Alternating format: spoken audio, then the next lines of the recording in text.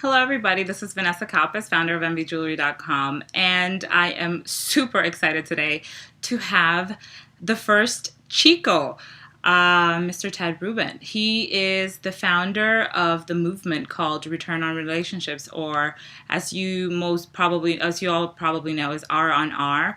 We're going to be talking to him in a little bit about what does it really mean to have true relationships and how we as business owners can really leverage that to our advantage. So, Ted, welcome. You're a huge advocate of the philosophy, and I'm going to correct it, R on R, return on relationship. And I really want to know when you came to that aha, whether it was, in your personal life or in business, that this is something like really important that we need to be paying attention to. Well, for me, I've always been about relationships, and I've always believed in networking. It was just kind of with the scaling of social media platforms that I recognized that a lot of people weren't really paying attention to relationships. So the way the whole term started and how I started using it was I was at Elf Cosmetics, where I happen to be today, because now with Collective Bias we're working with them again. But I was the chief marketing officer here from 2008 through 2010, and when I got here in 2008, Elf was a company that had built their entire brand on word of mouth marketing. They had no marketing budget. And I joined them. You might say, why would a guy join a company with no marketing budget as chief marketing officer? Well, because it was a challenge. It was an opportunity to use a lot of the skills I developed over the years being in digital and other places. Because anybody can spend a $100 million marketing budget and buy tons of media. But, how do you leverage relationships? How do you build a database of, in our case, women that somebody else might want to partner with you because of? And then, how can you start using this new thing that was really starting to scale in 2008 called social networks and social marketing. And I was fortunate to come here to a place like Elf, where it was an aspirational product that women love. Women love cosmetics, let's face it. Absolutely. Give cosmetics to a woman, no matter how inexpensive it is, and no matter what their age group or what their economic situation is, inevitably the email you get the next day is, I was up all night playing with my new stuff. So great place to be in that respect, and I saw the value that these social platforms could play for us, so we jumped in a very big way. And even though there was no marketing budget, we were creating all this media, with our consumers, with bloggers. The people that own the company still want to know, okay, we're not spending big dollars on media, but we're spending your time, we're spending employees' time. Where is the value here? What's the ROI? Everyone wants to know what's the return on investment. Yeah, return on investment, of course. I always will be important, but ROI became much more focused in advertising with the advent of all this digital stuff that was so trackable, whether it's search, affiliates, banner ads, where you could go from the initial click all the way through to the sale. And what it has done a lot is it spoiled the C-suite. Their expectation is that everything leads to a sale and we can measure it. Whereas most of the companies in the past and even now build their companies via branding, becoming known for something, being TV commercials, magazine ads. How do you track those? You really don't. So but I still have to come up with something to try to explain it to these guys. And I started talking about relationships and how we're engaging people and we're interacting, and they're becoming to love our product and to share our product, and how advocacy plays such a huge part. And now in this day and age, advocacy isn't just when you go to the water cooler or when you go to the PTA meeting or when you're out shopping, because is incredibly expandable and scalable because of the social platforms. So I started calling it return on relationship. And it happened because, well, what's the return on investment? Correct. Well, let's talk about what the return on relationship was. And at the same time, I was going through certain things in my personal life with fighting to keep my kids in my life after my divorce. I just started recognizing the people that were stepping up for me, whether it was the people I've known for years, social, who were experiencing some of what I was going through with me and supporting me. And I just decided that this was something I was going to base a lot of what I did on and start talking about our return on relationship. And then just where the R on R came in was that in Twitter, as you were probably aware, and hopefully your audience is, there's something called a hashtag. Yes. It's a way to label something so people can easily find all the information that's being written about it. And I started using hashtag ROR, but there's a group called, there's a development platform called Ruby on Rails that technology people use, and they got very upset. They jumped in and they said, hey, ROR is hashtag we're using, you're co-opting it, you tweet way too much. Yeah. And again, in the spirit of relationships and just being nice and doing the right thing, I said, sure, I'll change it. On top of that, you don't want to piss off the guys. You don't want to piss off those guys who code, who just know how to get into all your accounts and do different. Of course. Hashtag RonR for return on relationship.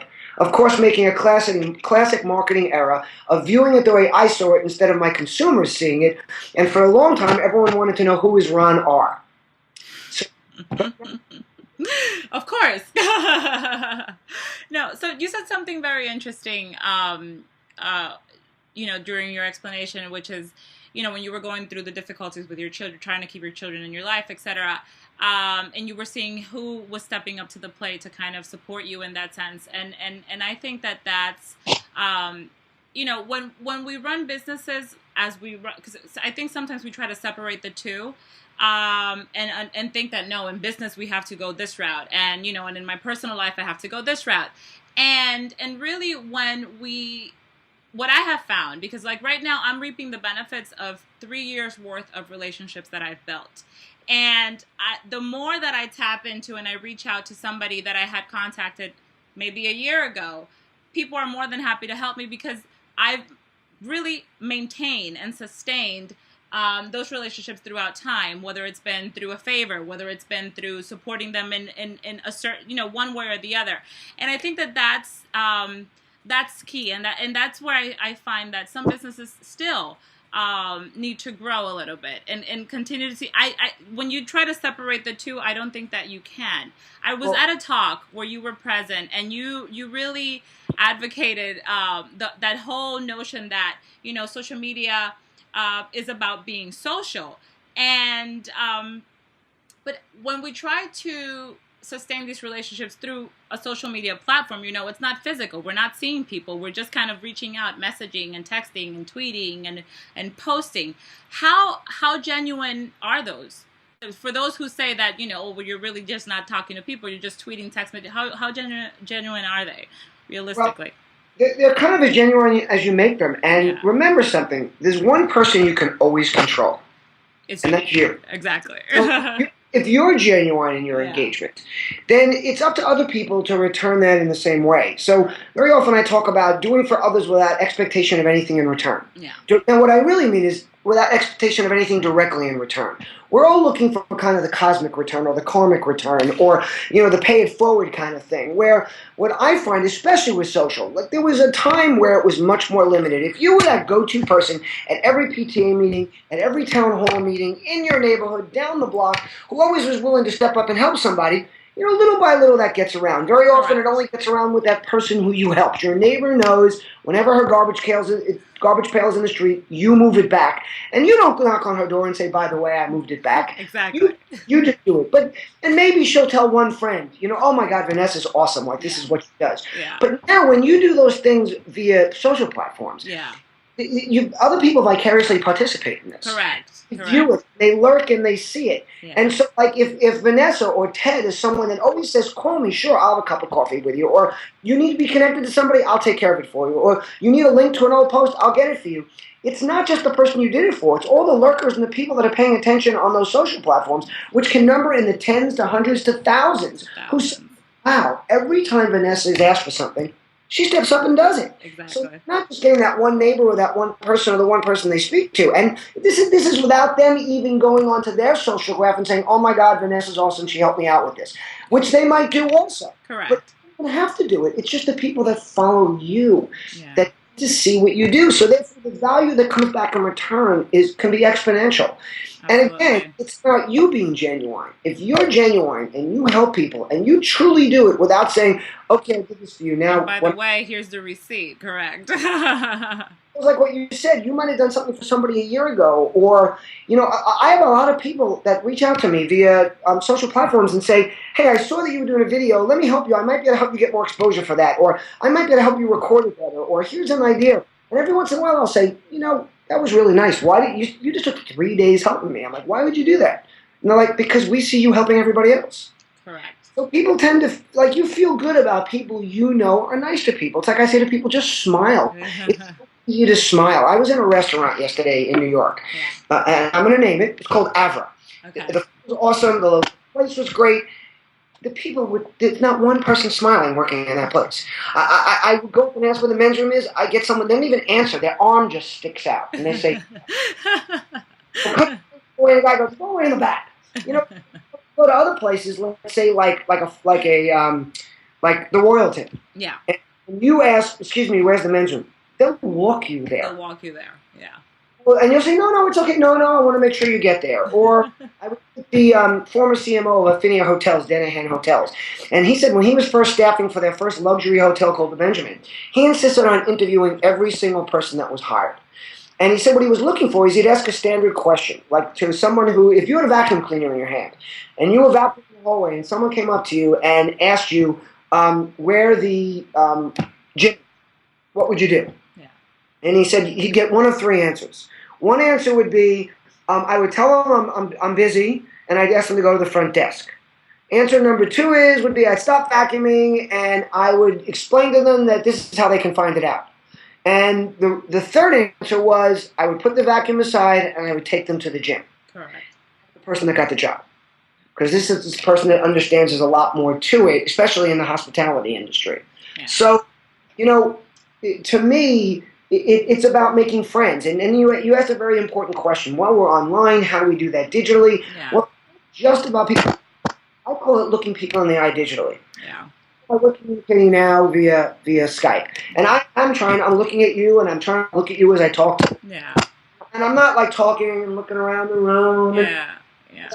And checking my phone maybe and seeing what's going on. I'm concentrating, and I'm paying attention. So I'd say, how do you do that digitally? Well, what I've found is the way to do that digitally is I look at people's profiles. I read their bios. I mention their name. When they tweet me, I tweet them back with their name. I might even mention where they live or something I like about their town. Yeah.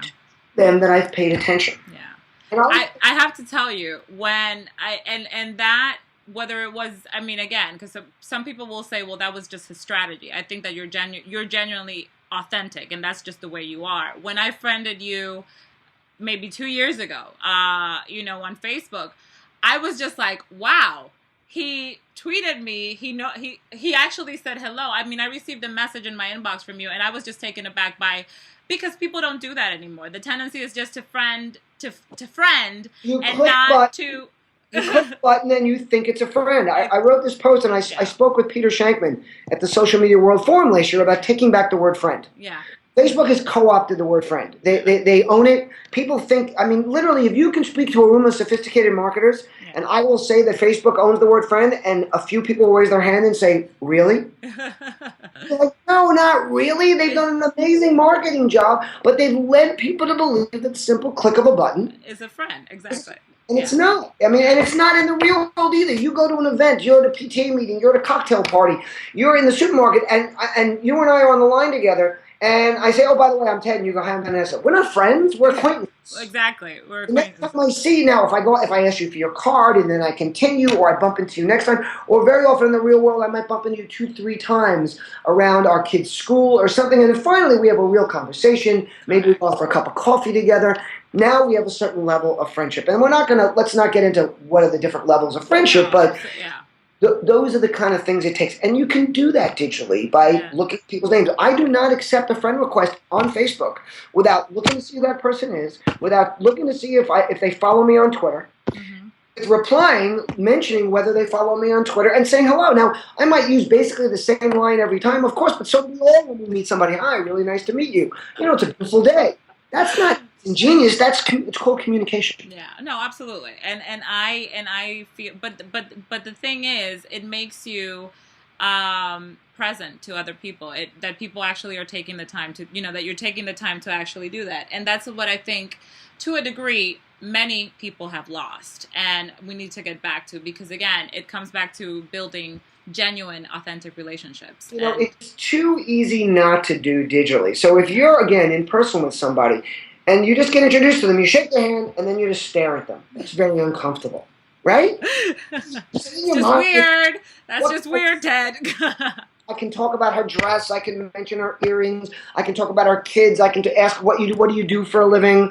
But now digitally, it's so much easier to just walk away because nobody's there. But just take a moment. You have no idea how much the feedback I get from people when I just notice they're from Park City, so they'll retweet me and I'll say thanks for the retweet. By the way, I love Park City, or I love skiing there. And even if they don't answer me, in their mind they said, wow, he must have took time, or he took the time. No, I even have bloggers or people that are foolish enough to think that they're protecting their privacy by not putting their name on their bio or something on Twitter, which is so ridiculous, because what people forget is the bad guys will find you in 5 seconds. Yes. It's the good people that won't take the time or take the effort, or especially if you're looking to do business with brands, they're not going to extend themselves to figure out who you are, correct, or where you live, or what you do. And yes, this is a digital world, and it's national and international, but people still like to know what state you live in, the area you're in. It makes a difference to brands. It makes a difference to people. It puts context into who you are. So, but I'll even go so far as when it's not there, I'll click through to their blog. And sometimes it's not even on their blog. But I'll go even further and research it. And I'll answer and say, thanks for the retweet, Vanessa. And I know they're going, damn. Damn, exactly. They're saying, either they're going, damn, he knows who I am. I must be really important. So great, you made him feel good. Exactly. Damn, he must have really done his research to figure out who I am. Either way, you win. Yeah, exactly. And it's key, especially if you're in business, because you're making yourself memorable to that person. So you mentioned your daughters, and of course I advocate for women, it's been, of course, working with women and just encouraging them, empowering them to be better, stronger, to connect with each other, to support one another. If you were looking your daughters in their eyes right now, what would be the one thing you would tell them just to keep going forward? What would be that one piece of advice? Be who you are and say what you feel, because those that matter don't mind, and those who mind don't matter. Awesome. And then, of course, I tell them the quote that I live my life by, which is, don't wait for this. Don't wait for the storm to pass. Learn to dance. It's all about dancing in the rain. It is. And I just want them to be real, genuine. I want them to do for others, and I want them to be good. And it's really, really important to me. And we've been through some tough times together. And they're the world to me, and I try to pay attention to them. And again, just to go back, life's not about waiting for the storm to pass. It's about learning to dance in the rain. Absolutely. Because none of us have storms that pass, and especially, it's all about attitude. Absolutely. And that's just what I want them to understand. I want them to learn that they have to be responsible for themselves. Yeah. It's nobody else's fault. It's always you. You make a determination. You cannot control what goes on around you, but you can control how you react to it. Yeah, absolutely. I'll make a recommendation about one more thing. Absolutely. There's an awesome book that moms should check out, especially when talking with the kids. It's called Mindset. Yeah. We all get positioned, and our parents do it a lot. Oh, Susie's not good at math. Oh, Lori's not good at talking to people. And when we say those things in front of our kids, we lead them to believe that. And my older daughter says all the time, Daddy, I just can't remember things. Like I can memorize, but I can't think about it or process it. I'm like, yeah, you can. Yes, you can, of course. This is what she's been taught over and over again, and it's about mindset. And when you're young, the problem is kids don't know how to interpret that. As adults, I might say to you, I suck at technology, but what I really know I'm saying is, I don't have the time, or do I want to take the time to learn how to do this properly, because I'm using my time elsewhere. Exactly. When a child says those things, they set their mind to what they can and can't do. Yeah. And it's a great book, and it's something worth reading. I also wanted you to mention your book that's coming. I mean, I pre-ordered it myself. I'm so excited. I can't wait to get it. Thank you. The book is Return on Relationship. Yes. You can find it at returnonrelationshipbook.com, yes. And you can click through the publisher, Take Publishing, and pre-order it there. Okay. It looks like we're going to release it probably the first or second week in November. Okay, great. Thank you. And I know that you co-wrote it with Catherine Rose. I met her a while back through Sabre. She's amazing. And thank you again for your time. As you can see, my little munchkin here is not going to let me finish. But thank you so much. This is so much great advice, not only for moms. How you doing? Say hi, Ted. Hi, You guys have a great weekend, Thank thank you you very much, and happy to do this anytime. Awesome. Thank you, Ted. Have a great weekend, you too. Goodbye. Bye bye.